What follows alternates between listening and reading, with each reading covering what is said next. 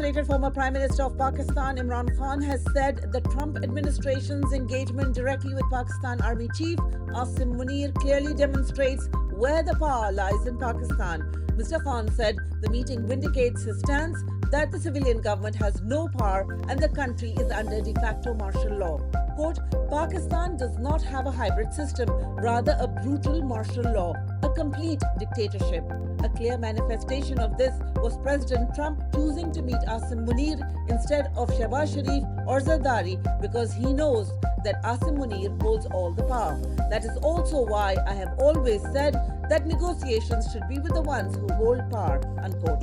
Recently, Asim Munir was hosted for a lunch by President Trump amid massive protests by the Pakistani American community against his government's human rights violations.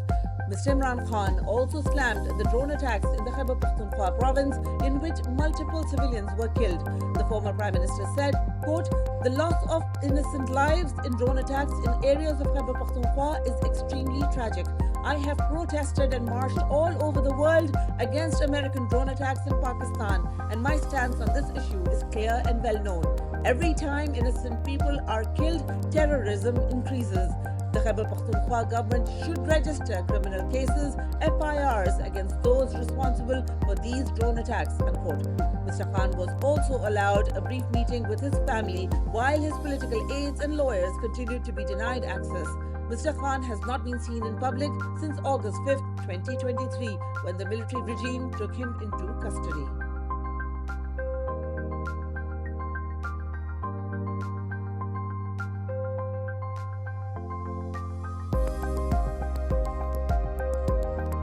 Testifying before the Tom Lantos Human Rights Commission of the US Congress on Tuesday, exiled Pakistani journalist Ahmad Noorani detailed how he and his family were targeted after he exposed corruption and nepotism involving Pakistan's current army chief and de facto ruler, General Asim Munir, and his predecessor, General Qamar Javed Bajwa. His testimony was part of a major congressional hearing on transnational repression, which focused on how authoritarian regimes target US citizens, residents, and their families for exercising their right to free speech and expression. Ahmad Noorani's brothers were abducted in Pakistan and disappeared for weeks after Noorani filed the story on his website. Describing the current regime in Pakistan, Noorani called it a quote, a criminal cartel in uniform, a mafia wrapped in a flag, operating with total impunity, unquote. He presented harrowing details of the Islamabad massacre on November 26, in which unarmed pro-democracy protesters were allegedly killed in cold blood by state forces. Noorani spoke of the targeted killing of Pakistan's most prominent investigative journalist Arshad Sharif and ongoing harassment of exiled journalists by Pakistan's military establishment. The testimony shed light on the growing pattern of intimidation, violence, and censorship employed by the Pakistani military regime against dissenters even beyond its borders.